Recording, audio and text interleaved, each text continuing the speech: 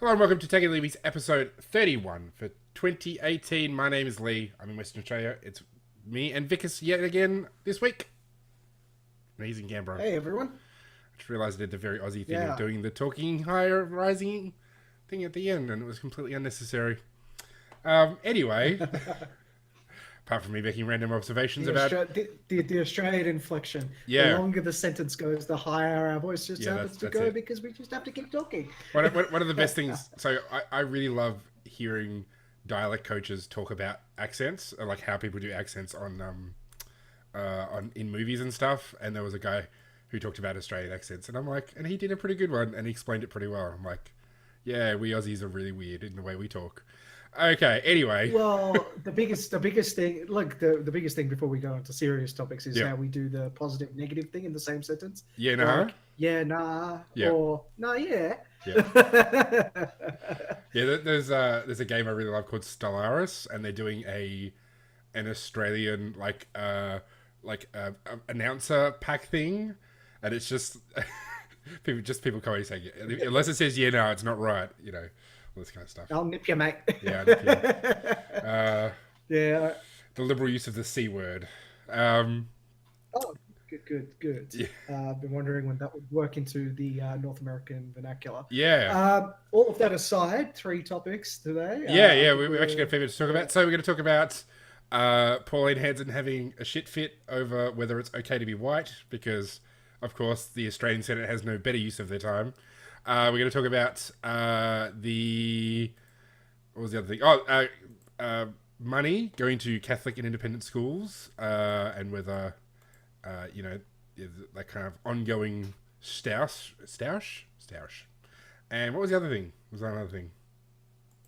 Banning people from going overseas. Government banning travel. Yeah, let's start there, because,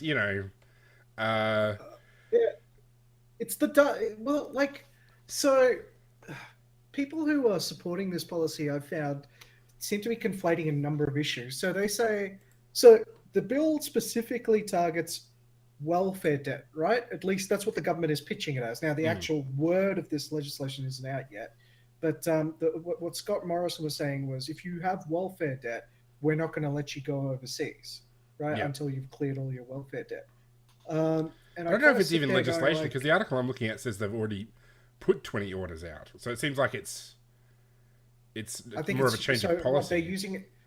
So they're using So there was a policy that was passed under Tony Abbott, I think. Okay. Which basically said if you had. So I remember opposing this back in the day, and I remember everyone else saying like, "Oh, well, look, it's if someone's paid hex, so if someone has a whole bunch of hex debt, they shouldn't be allowed to leave the country." Right? That was the premise of how that bill got started. It was to stop people with hex debts leaving the country, and I basically said, "Wait, hang on. This is something that's meant to target the brain drain in Australia effectively, right? It's because engineers like myself get trained by the Australian taxpayer." And then find they can get 6-figure salaries and beyond, 7-figure salaries and beyond by leaving the country, and going to countries where the hex debt isn't necessarily being paid back, and obviously puts hex into more and more debt. Which, I mean, just for the record, I know it's absolutely the fact now that if they changed it so you do have to pay your hex debt back even if you work overseas, so you don't have to pay income tax. Yeah. But now, like, Australia is weird in that we have a complicated relationship with people working overseas, and you can end up having to pay income tax. No, it's not. We're not weird. No. We're absolutely normal. It's the US that's weird. No, there's other countries that's purely source-based income. So, yeah, so the US is an outlier in that wherever you work anywhere in the world, you pay income tax on it. Australia is not quite like that, but there's plenty of countries in the world, I think the most of them, where it's just you pay tax in whatever country you're in, end of story. So it's like if you're a resident of Hong Kong, if you're a citizen of Hong Kong, well, I guess that would make you Chinese, but previously, or Singapore or whatever, if you earn money in Australia and you're a Singapore citizen, you don't pay any income tax there. But in Australia, it's the case that if you kind of live in Australia, or if you have your bank accounts in Australia and your family lives in Australia, but then you work in Singapore, you still have to pay Australian income tax. Effectively, there's don't want to get too accountancy, but anyway, so what that means is essentially you're still lodging tax returns. Most Australians will still be lodging tax returns unless they fully move overseas. Yeah, exactly. And that's where this gets a little bit tricky because, from my understanding, that hex change then spawned into other things like well, like obviously if they don't pay if they haven't paid and they're going to a country where we can't effectively force a lien on them, Yep. right? The bill basically specified certain powers that they could stop that person from going. Yep. And it's kind of that makes sense. It's kind of morphed from that. And I know they've added extra provisions along the way, right, to that one bill. And it's really a good example of how these things which are meant to fix one problem sort of slowly evolve into trying to do like 20 or 30 other things. And it's just like, oh, well, that's just a logical extension of this one, Yeah. right, the step before. And you end up like something that's 20 steps away, and that's like completely totalitarian. And this is where we're getting to right now. So like the article I saw specifically said they were targeting welfare debt, and I sat there going like, okay, so firstly, I doubt anyone with welfare debt is really leaving the country for good. Yeah. Right?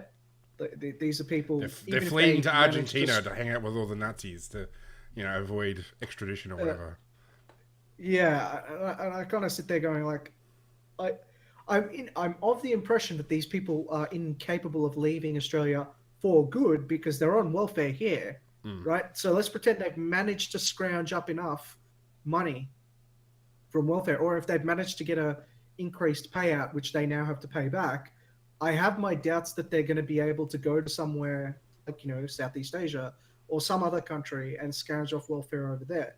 The only people I know that might be able to do something like that are Greek pensioners. And that scheme's pretty. I mean, you're talking about I'm talking about like even Greece has closed that, right? The loophole, and we've closed the loophole on our side. I mean, you're talking about people that are dying off. I mean, within the next maybe 15 to 20 years. Yep. That's not going to be a thing anymore. That's not even going to appear on our balance sheets. So my point there would be, it seems to be the worst offenders are a very small subset, I would say, of all welfare recipients. And I just can't see what the benefit. And you said there's about 20 orders that have been put into play. Yeah. So, so it's obviously very small. Well, and it's also, I mean, so the first order was issued last month. This is according to a news article on the ABC website. The first issue was ordered last month, stopping a person from New South Wales from travelling on business when they had a debt of $10,000. Now, if you offered me $10,000 to do a lot of things right now, I would do it because it seems like a lot of money. But really, in the scheme of things, like that's not a lot of money. How does someone get $10,000 of welfare debt and have to make a business trip? I can't tell you. I mean, that's all the information that's provided.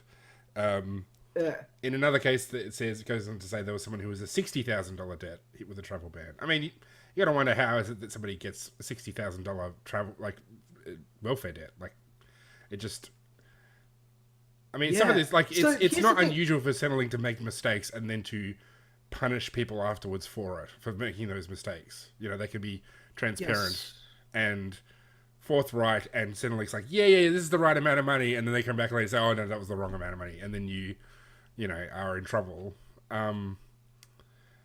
So it's it just seems like a pretty shit policy. I just can't figure it. I mean, I see those numbers, I hear those numbers, and I sit there going like, those are big numbers, and then followed by, what the fuck is wrong with our welfare processes that allows that much to be sent out? Well, Michael Keenan says there's debts of $800 million. Like, it's not an insignificant amount of money. We're talking about real money when it's $800 million. So, is it all fraud? I mean, it can't be fraud, because if it was fraud, question, it can't be. These people would be in prison. They'd be charging them for fraud. Yeah. So this is a case. This is a case where, so effectively, you're right. If it was fraud, they'd all be in prison. So in this situation, we can pretty much narrow it down to Centrelink stuff-ups. Yep. Right, which are now being recuperated. Or I mean, I guess there's honest mistakes by people who maybe they had a change of circumstances and didn't report it to Centrelink they should have, and that resulted in them getting payments. I mean, so there's probably honest mistakes in there as well. It's probably not all Centrelink screwing up, but what's the bet? I'd like to know the odds of like how much of that debt is from Centrelink's growing up. Like, it's not going to be an insignificant amount. Yeah, but see, even with the situation, I don't think those honest. So I know that there were significant changes made to Centrelink policy, and they basically one of the things they introduced was that they could fine people for not updating, for not updating their MyGov details. Right, that was the entire digital transformation thing.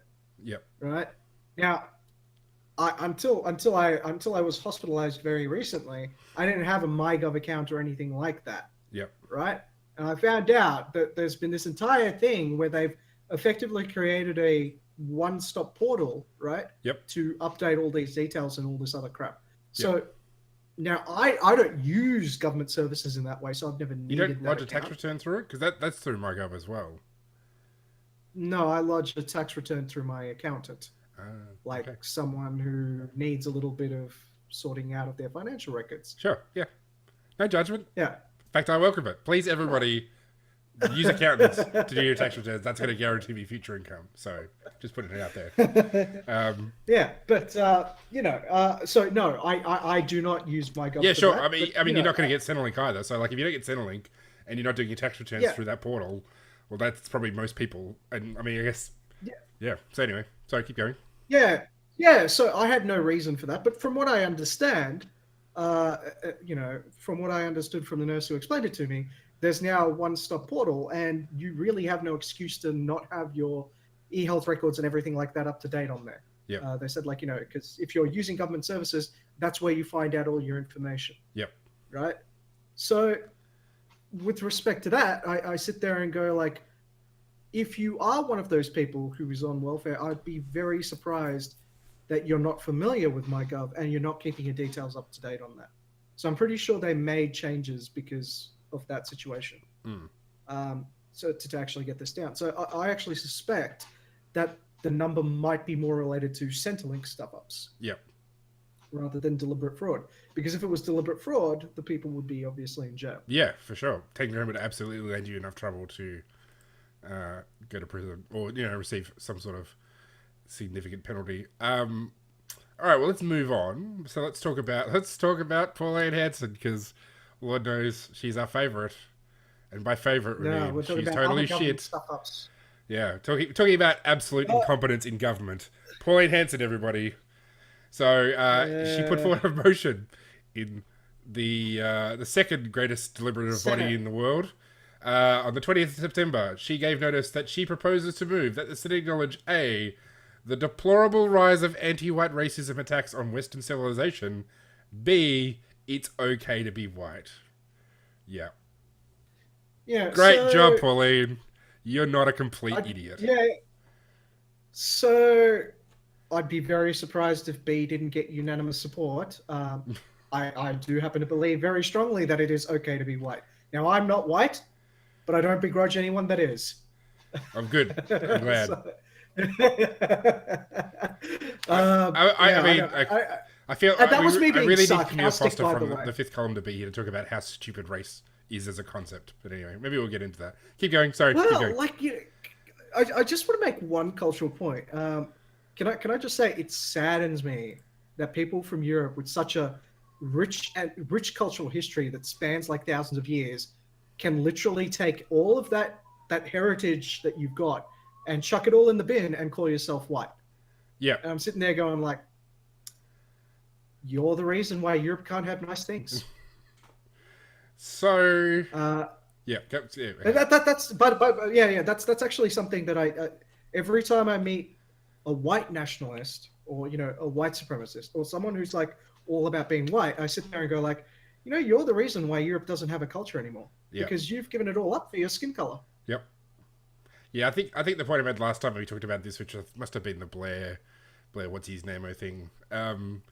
It's Blair Cottrell. Blair Cottrell. Yeah, it's just kind of pathetic. Like, it's actually kind of like, do you have nothing better going on in your life that this has to be your driving motivation?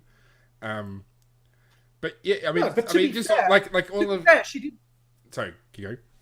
no, to be fair, they are responding to an actual thing, right? They are responding to Antifa, to basically the fringe left, right? Yep. Who are just as racist as the fringe right, by the way, Sure. if not more, right?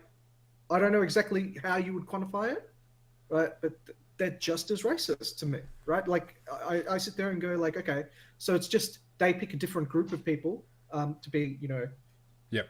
siding with, and the right picks a different group of people to side with, and they're both playing this culture war game. Yep. But the thing is, they're both playing the same culture war game. That's going to be my point. Right? Yep. Yeah. Essentially, you give away the game by even buying into it. Because you acknowledge that there's this thing, skin color, there's this thing, race, which is not a real thing. It's a way of that humans categorize themselves, and it's not baked into the fabric of reality. It's an assessment based on the level of melanin in your skin, and and from that they like they essentially acknowledge the premise of the argument, but then just disagree on the outcome. When really the only way, if you really, really deplore racism, like if you really hate the idea of racism, then the only way to defeat that is through treating people as individuals, as saying, you, Vikas, are an individual. I'm going to treat you on the basis of who you are as a person and what you think and what you want, and not by the color of your skin. And same for me. They're going to, look at me as a person, as an individual, and say, who are you as a person?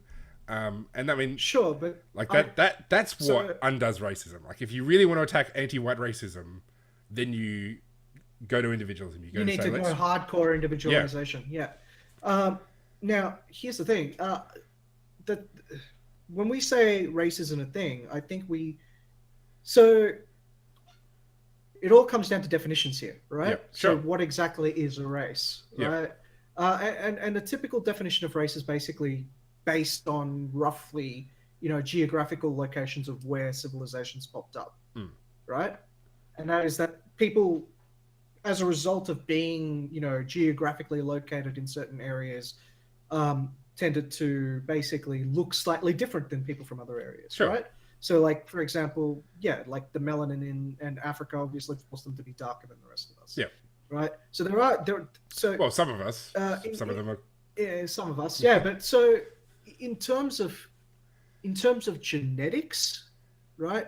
I'd say that, like, in terms of genetics, the fact that we can all breed with one another tells that we're all from the same genus. Yeah, exactly. Right, already. So, it's understandably very little different. Sorry, it's very little with respect to that. But in terms of, like, all the other stuff, like there are clear developmental advantages from geographic locations of where you come up with, and that's quite noticeable. Like, for example, you're going to get taller Scandinavians. You're going to end up getting, I guess, get larger Polynesians. There's sure, noticeable physical differences. Yeah. All these long distance, and I think African long distance runner basically all come from the same part of Africa because they have a genetic advantage because they essentially they grew up, they genetically evolved to a particular area. But I mean, that's not the kind of thing that people are dealing with when they're dealing with the race. They're not saying, well, because you're less lactose tolerant because you don't happen to have the gene that came out of Hungary however many centuries ago that makes it possible for people to drink cow's milk. They're not like, oh, well, because you're lactose tolerant like we are, because you can't come into Australia. That's not the basis of what we call race. What we call race is based on a whole different set of criteria. Those are invented criteria. And I mean, the best example is, so Mike Munger did a really excellent episode of the Econ Talk podcast. I'll try to put a link into it in the show notes, where he talks about how racism was created to be a justification for slavery. So if you go back to 1775 and talk to Thomas Jefferson about why black people are slaves. When did you do this Econ Talk, by the way? When did you do it? Oh, a couple of years ago. But basically he sort of goes into it and says, like, at that time they thought, the racism, slavery is this terrible thing, but it's a thing. We don't know what to do with it. We just, like they talk about, Jefferson talks about, having the wolf by the ear. You want to let go of the wolf because you don't want to hold on to this thing, but, like, you can't let it go because it's going to turn around and bite you. And they were kind of embarrassed about slavery. They thought this is against the kind of dignity. Obviously there was variations of opinion. But what happened was, in the lead up to the Civil War, essentially slavers developed the justification that black people are inferior, therefore it's good that we enslave them. It's better that we enslave them. They are helped by white people putting them in slavery. And that's not the justification they had for it back earlier than that. So they invented race. They invented Negroes to suit, their purposes and other things. But it's not like this was baked into the fabric of reality. They came up with a justification. And in the same way, so Thaddeus Russell, who's a great historian, talks about how the idea of the Caucasian race was invented during World War II to justify American entry into World War II. We need to go and save these people who are like us, these Caucasians. Because, and he points out, it's weird that we call white people Caucasians when, well, the Caucasus is a very specific part of Europe, and they're not all white there. And, they're like, it's actually, it's Central Asia. And Central Asians probably look more like you than they look like me. So it's... I was going to say... race is invented to justify, whatever it is, but it's invented. It's not created. Plus, if you really want to get into it, I mean, most of Western Europe shares almost like, North African lineage more than Central Asian. Yeah. So... Yeah, and it's even more. I mean, like someone like Alexander the Greek. If you look at essentially he Persianized. Like we talk about, like the greatness of Western, like Roman and all of that. But really, like a lot of that was coming out of Persia as well. Like that culture and those empires were coming out of the Middle East. So it's not. But that's. Yeah, but that's my point. Like I tend to say like you have to look at history, and when you look at history, it's there are absolutely races in terms of like the genetic differences that exist between us due to geographical evolution. Yep. Right. That's the thing. That's the thing you can point to. It's pretty fucking obvious. Yep. Right. But to go from that to, like you said, justifying slavery or something like that, there's a couple of steps that certain people tend to skip, And I think that's the difference between people who understand evolution and people who are race realists. Yeah. And it's really something that we need to kind of avoid. But that's neither here nor there. It's a very long detour that we've gone down to get away from the fact that Pauline Hanson has effectively put, look, she's wasting the Senate's time. She is. She's definitely wasting the Senate's time. But the thing is, what I suspect will happen here is, what's her face? Sorry, not what's her face. What's their face? The Greens will obviously stand up and oppose and say this is a racist dog whistle, which kind of proves. Yeah, no, not really.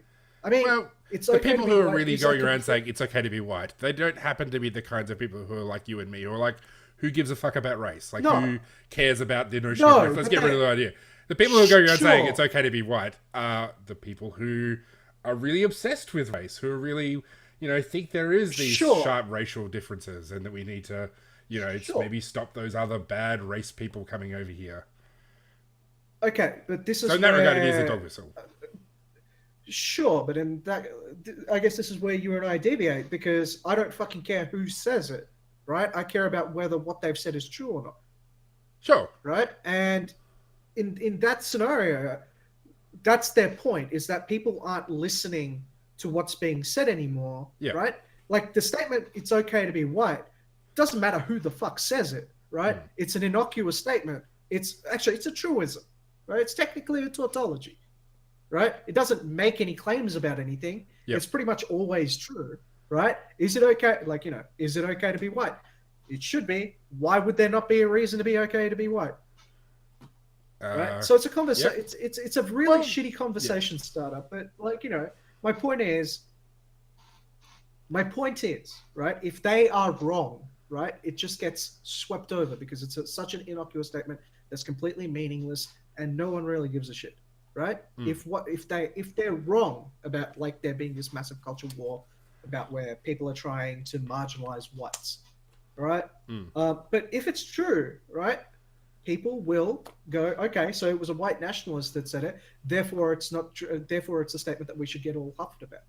And like I said, it just pays into the culture war. Sure, yeah. So, and that I totally agree with. Like, which is why I think it's a waste of time. Like, it's not like the Senate has better things to do with its time than this. No, it really doesn't. Think about it. What are they going to do if it's not this? They're going to be getting rid of our liberties. Trust me, I would rather them doing pointless crap like this, than passing the next round of metadata retention laws. It's true. That is correct. But then again, by the there is very little they should be doing, apart from repealing everything inside. I think we can agree on that. Yeah. But I'm sure. But that's why I'm sure there's even in terms of government doing things, there's probably better. The only time I've ever been to the Senate was when they were talking about the importation and fumigation of pineapples from Thailand. Now I'm sure it was some protectionist bullshit, but at least there's some sort of reasonable discussion to be had there. There's really not much reasonable discussion to be had with this, and oh god, yeah. I mean, it's. I mean, in some ways, okay, just to go back to the thing of, is it a tautology to say it's okay to be white? Well, I guess, to be fair, I don't know if it's a to be fair statement, but, there are people out there, who support the Greens, who think, white privilege, blah, blah, blah. And, they would say it's not, some of them would probably come out and say it's not okay to be white. Because in their minds, it's not, is the level of melanin in your skin an acceptable level? It's all this notions of power and privilege, and that's what race is really about. So in that regards, it's that's what this statement is going after. But I think both of those sides are both stupid people. Well, not stupid people. They're involved in stupid games. They're playing stupid games to win stupid prizes, and I despise the entire foundation. Which, I mean, I guess it's tying back to what we were saying before about how it's, race as a concept is stupid. Sure. But that doesn't stop it from existing. And like I said, we all kind of have to live with each other. So if someone wants to play a stupid game with something like this, I sit there and go fine, let's just get this over and done with. Honestly, right? What I'm hoping happens here is it's just a 10-minute thing. Someone from the Greens gets all upset, right? David Leyonhjelm is obviously going to be triggered and tell someone to stop. I don't know. Go back to say something that some doddering old man would say. Yeah. The less we talk about David, the better. But yeah, I mean, a couple of people will get triggered. They'll have their little day in the sunshine. Sorry, day in the light. And then everything, and then Parliament will end up going back to destroying our civil liberties as it usually does. Yes. So, I mean, we won't get to the third topic because we're getting close to 30 minutes. But in some ways, everybody comes out a winner from this discussion. Everybody who cares about this discussion ends up winning. Which is why, if you're supportive of Pauline doing this, you should not be supportive. Because the thing is, what's going to happen? Pauline's going to get up, the motion's going to get shut down, Pauline's going to be upset, all her mates are going to be upset, maybe David will be upset as well. Everybody, they're filled, all that side is filled with the righteous outrage that this is some terrible thing, the Greens are evil. But then on the other side, you got the Greens who are filled with righteous outrage and saying the other side are evil, and all their supporters are filled with righteous outrage. So everybody goes home feeling we're the good guys, the other guys are the bad guys. Hurrah to us, we're heroes. And really, you're just feeding the other side a win because their supporters, nobody's going to come away from this being persuaded. There's no persuasion in this discussion. It's not like Pauline's putting this to maybe make a point that other people will agree with. It's really to rouse the troops. And for the Greens, this is an opportunity for them to rouse the troops. The way you just phrased that, are we living in Plato's Republic? I don't know. Are we? I don't know Plato's Republic well enough. Okay, so Plato's Republic, there's a part of the story where there's all these fishermen in a boat, right? Yeah. And they're trying to figure out through democratic process who should be the captain of the boat. Yep. Right? And the philosopher there, Socrates was there because Plato is speaking. Socrates is speaking as the voice for Plato. Yep. In that so Socrates is there and he's just there off to the side, and these guys are just squabbling amongst themselves. And when he asks Socrates, he goes, why are you just sitting there and not pleading your case to become the captain or something? And he said, well, I think I am the captain already, because while you were all squabbling over there, I was looking at the stars and charting our path. Yep. Right. And he said, and he basically made the argument that, basically you need philosopher kings, right, to lead a country, because their ideology guides them. Yep. Right. And I was sitting here going, like, the culture wars, when you get down to it, are two ideologues going at each other. I mean, you could almost make an argument that this is, David's the philosophical king of the LDP, and the Greens are the philosophical kings of the socialist order, and they're both morons. I think we have a stunning refutation of how Plato's Republic would ever operate. I think the squabbling politicians might actually be a better choice. Yeah, possibly. I mean, I guess the difference between, what Plato would imagine in terms of philosophical discussion, like this is not one side staring at the other, sort of trying to persuade them to join your side. This is one side essentially turning their back on the other side, pointing to their own side and saying, these guys behind me are a bunch of dickheads. Please hate them. And I think that's probably maybe the difference in terms of how this actually, people have this romantic idea of democracy of this clash of ideas and this clash of policies that, and we'll work it out together. But really, this is essentially two sides yelling at their own supporters to say, look at us, we're standing up against the evildoers.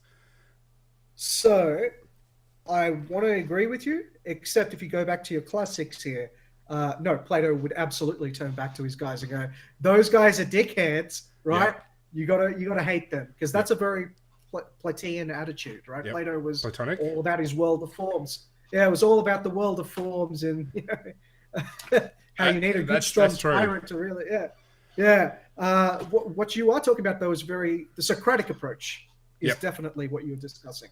But as we know, Plato and Socrates, while Plato had a lot of respect for Socrates, he definitely didn't believe in the Socratic. I mean, he witnessed his mentor basically get killed. So, yes. Yeah. As a result of a democratic approach. So I don't think he's ever going to be. That's correct. That is true. Well, on the stunning revelation that we're going to a Platonic totalitarian hellhole, we'll leave that this week's episode. Yeah. A very stirring, stimulating, encouraging result. I honestly think we should spend more time discussing like the classics. I reckon we probably might get more listeners that way. Maybe we would. Well, the IPA have got their new literature of Western civilization thing with Andrew Bolton, John Ruskin. So maybe we could do our own. Yeah, but when they say literature of Western culture, I'm guessing what they're picking is just the guys that talk about how great the West is. Yes, and absolutely. Not really talking about, and not really taking that critical self-referential thing. Yeah. That critical self-evaluation component of Western liberalism, which is pretty much why we've been able to get better. Yep, absolutely. All right, well, thanks everybody for joining us. If you would like us to talk about the classics more, I guess I'd have to read them if you wanted us to. Let us know. You can let us know via our Facebook page. You can leave a comment on our YouTube video, and that's it. That's the way to get in touch with us. And thanks everybody for joining us. We'll be back again next week. Hopefully we'll have Aziz with us to talk about the government's telecommunication legislation that they're trying to put through at the moment. So look forward to that one. Yep. See everyone next week. See ya.